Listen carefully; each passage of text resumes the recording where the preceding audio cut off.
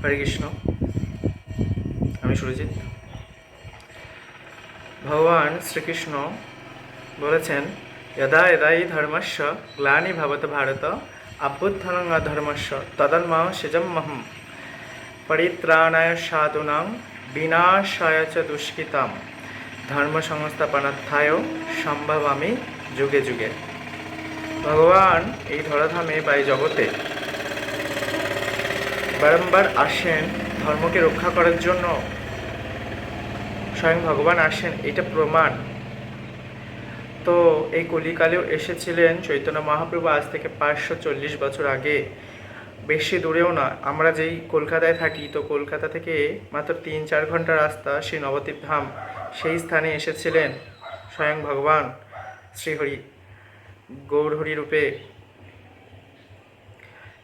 সেই সময়কার এরকম একটা পরিস্থিতি হয়েছিল। মহাপ্রভু ছিল মানে নবাব ছিল, তেনার নাম ছিল চাঁদকাজি, ওখানকার নবাব নবদ্বীপের চাঁদকাজি। তো তিনি যখন চৈতন্য মহাপ্রভু, তো শ্রীবাস পণ্ডিত বলে এক পণ্ডিত ছিলেন, তো মহাপ্রভুর পার্শ্বদ হন উনি। তো তেনার অঙ্গনে মানে তেনার গৃহে মহাপ্রভু সহ এবং অন্যান্য ভক্তগণরা মিলে হরিনাম সংকীর্তন করতেন স্বয়ং চৈতন্য মহাপ্রভু।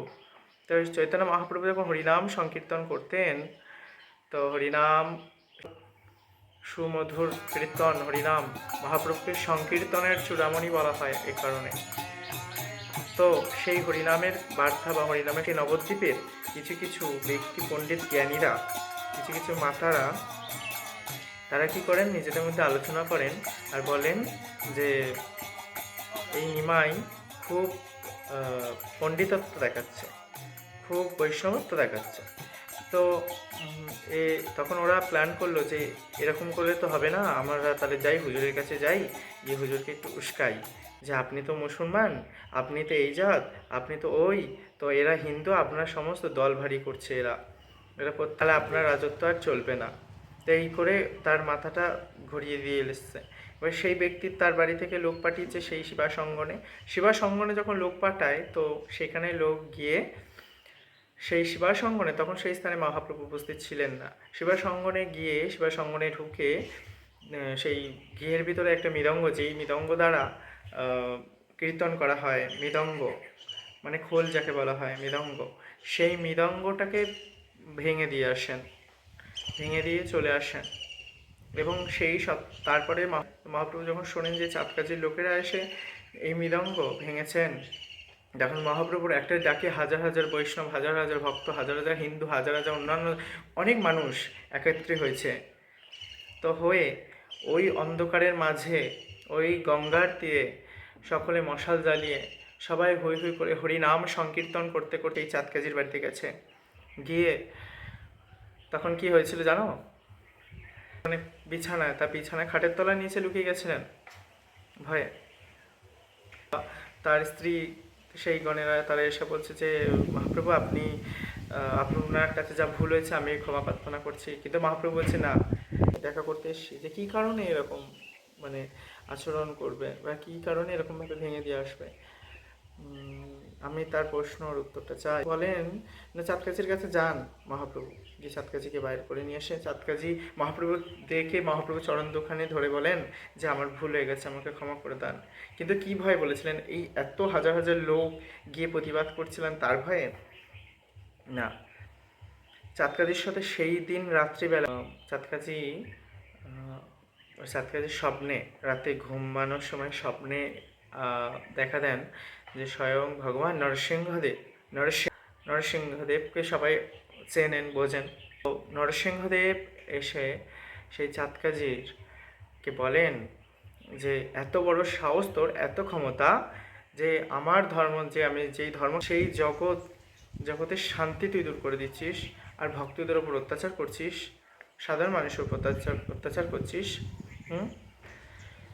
চাঁদকাজির পিঠে সেই নখ, সিংহর হাতে যে নখ থাকে, সেই নখের থাবা আঁচড়ে দেন এবং ভগবান বলেন এরপরে যদি কোনো দিন কোনো ভক্তকে বা মানুষদের ওপরে যদি তোরা অত্যাচার করিস, তাহলে তোদের বংশ নির্বংশ করে। ভগবান অত্যন্ত ক্রোধান্বিত হয়ে তাকে ভয় দেখে মানে বলছেন যে তুচ্ছ জীব, জ্ঞান নেই, জ্ঞানহীন, তখন সেই ভয়াবহ মূর্তি দেখে সেই চাঁদকাজি আর নাচ থাকতে পারে সেই ভয়ে কাতর হয়ে তার সেই খাটের তলায়, মানে তার নিজে খাটে স্বয়ং পালনের নিচে লুকিয়ে বসে থাকতে করে কাঁপতেছে। তখন সেখানে চৈতন্য মহাপ্রভু এসেছে যে হ্যাঁ, হরিনাম সংকীর্তন বা যে কোনো এই হরিনাম কেউ বন্ধ করার নয়, যে বন্ধ করতে যাবে তার এই দশাই হবে। ভগবান নিজের ধর্ম নিজেই রক্ষা করেন, এতে কারোর প্রয়োজন নেই। আর তোমরা হিন্দুরা যেটা বলছি, তোমরা প্রতিবাদ নয়, প্রতিবাদ মানে হচ্ছে শুধু ওই লাঠি হাতে, বন্দুক হাতে, তরোয়াল হাতে হুই হুই করে আমি হিন্দু, পতাকা জয় শ্রীরাম বাইক নিয়ে ঘোরা, হু হু করে জয় শ্রীরাম, মানে ওটা হিন্দুত্ব নয়। তুমি বাড়িতে সকালবেলা উঠে কি করো? কমেন্ট করো আমাকে, কে কি করো? তুলসী গাছে জল দাও, স্নান করো সকালবেলা, গীতা আছে, প্রত্যেকের কাছে গীতা আছে, ভগবত গীতা। তুমি তো হিন্দু, একটা মুসলিম ভাই ওঠে, তারা প্রত্যেকে নামাজ পড়ে, তাদের কাছে প্রত্যেকে কোরআন আছে, তারা যেটা যার ব্রত সেটা সে পালন করে, কিন্তু তুমি হিন্দু হয়ে কী করো? আজকের এইসবের জন্য মানে আমরাই দায়ী, আমরা হিন্দুরাই দায়ী না? আমরা ভগবানের আদেশই পালন করি না, আমরা ভগবানকেই মানি না। আমাদের কত দেবদেবী, আমাদের সেই নিয়ে আমাদের ছলাকলা, এই কখনো এই মন্দির, কখনো ওই মন্দির, কখনো আমাদের জানতে হবে তো কে প্রকৃতি কী, খ্যান ত্যান, এগুলো কি হুই করে ঘুরছি, খাচ্ছি, আনন্দ করছি, ব্যাস হয়ে যাচ্ছে। আর এইসব দেখছি, তখন ফেসবুকে আমরা ছবি দিচ্ছি, যে ভিডিও ছাড়ছি যে এই হচ্ছে এই ব্যাপার। মানে এটা কি? তোমরা নিজেরাই চেঞ্জ হও, তোমরা নিজের মাথায় একটা টিপ পর্যন্ত লাগাও, একটা টিপও তো মানে দেখা যায় না কারোর মাথায়।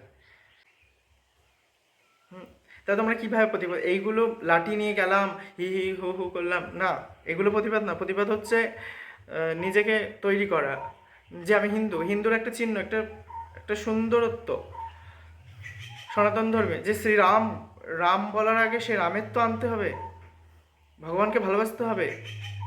এই লাপালাপি করলাম, জয় শ্রীরাম বললাম, এটা কি হচ্ছে? মানে কাকে টার্গেট করা হচ্ছে, কি করা হচ্ছে, কিছু বোঝা যাচ্ছে না।